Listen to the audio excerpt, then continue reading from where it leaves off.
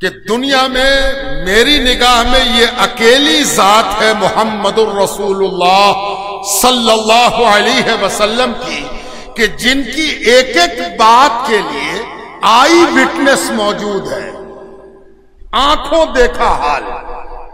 जिसने देखा है उसने बयान किया है। अच्छा, आप कह सकते हैं कि ये तो आपका विश्वास हुआ कि इन्होंने देखा है। जी नहीं, आपको अगर किसी प्रकार की दुविधा हो, किसी प्रकार का भ्रम हो, कोई शक हो कि भाई आप कहां से ले आए, आपको पूरी आजादी है। इस 1500 साल में आजादी मिली, इस बात की आजादी कि पैगंबर को जानने के लिए जो स्रोत है उसको अच्छी तरह तुम धो लो, पोंछ लो, टीका टिप्पणी आलोचना से गुजार लो कि भाई जिसने देखा उसने सचमुच देखा कि नहीं देखा। अगर देखने वाले ने यह कह दिया कि ऐसे थे पैगंबर, तो आपको ये पूरी आजादी है कि आप पूछिए कि तुम तो पैगंबर के 100 बरस के बाद हुए, तुमने कैसे देखा। और जब तक वो अपना स्रोत न बता दे, माखज न बता दे, मंबा न बता दे, किससे नरेट हुई है वो बात, आप मत मानिए, हम भी नहीं मानते। तो पहली बात ये पता चली कि आज उसका तस्करा है, आज उसकी बज़्म सजी है जिसकी हर बात पर गवाह, विटनेस, आई विटनेस मौजूद है। यानी जो बात हम करने जा रहे हैं उसका ताल्लुक एतकाद से बाद में होगा, पहले हकीकत से है, सच्चाई से है, सत्य से है, तहकीक से है, शोध से है, रिसर्च के नतीजे से। पहली बात। दूसरी बात यह कि आमतौर पर जब किसी की कोई जीवनी लिखता है तो वो उसका फॉलोवर होता है। मैं अपने गुरु की जीवनी लिख रहा हूं, मुझे ये पूरा हक है कि हम अपने गुरु के बारे में जो चाहें लिखें, है ना।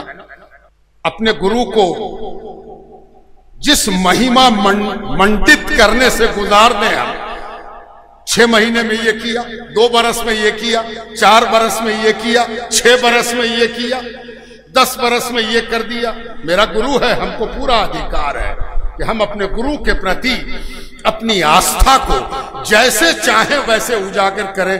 ज्यादा छेड़िएगा तो कह देंगे कि मेरे गुरु के प्रति मेरा जो विश्वास है उसके बीच में मत आओ, वरना गड़बड़ हो जाएगा।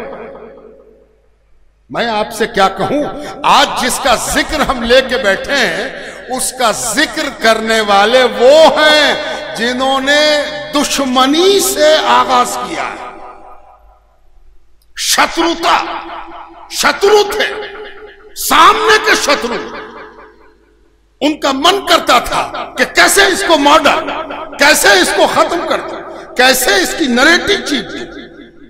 उन शत्रुओं के दरमियान जिस जात ने लगातार उनके वार को सहते हुए उनको ये मौका दिया कि तुम शत्रुता करके हमको देख लो। जब शत्रुता के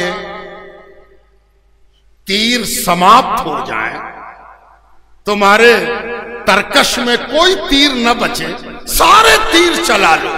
जब सब तीर खत्म हो जाए और तीर चलाने के लिए तुम्हारे पास कोई तीर न बचे, तब एक चीज बचेगी, अंतरात्मा।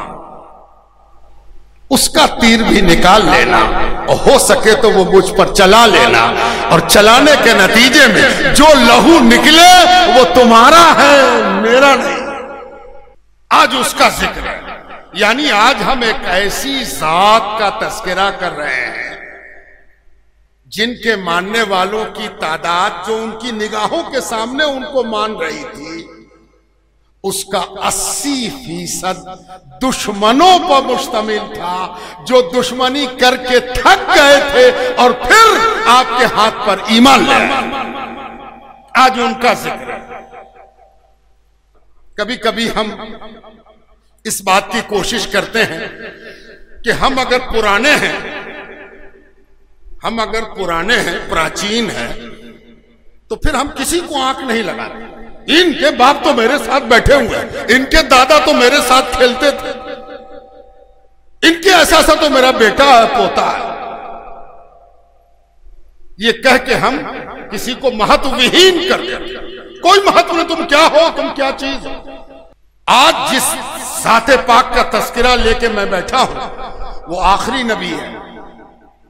सारे नबी उससे पहले आ चुके हैं, सारी कौमें उससे पहले वजूद में आ चुकी हैं, सारी संस्कृति दुनिया में जन्म ले चुकी है। ये शख्सियतों को मिटाने नहीं आया, ये संस्कृतियों को तबाह करने नहीं आया। ये तो इसलिए आया है कि ये बता सके कि तुम जिसको भी मानते हो, अगर वो सच है, अगर वो सत्य है, अगर वो दुरुस्त है, अगर वो हक है, तो मैं हक का एहकाक करने आया हूं, तस्दीक करने आया हूं। मेरा काम सच्चाई की तस्दीक करना है। अगर सच है तुम्हारे पास तो मुझसे सुनो, मैं उस सच को सच कहने आया हूं। ये इतनी बड़ी बात है। तुम्हारे पास किताब है, मैं उस किताब की सच्चाई की जमानत लेता हूं कि उसमें जो सच है उसको मैं सच कहने आया हूं। ये तीसरी बड़ी खूबी है जिससे मैं बात शुरू करना चाहता हूं। अब चौथी,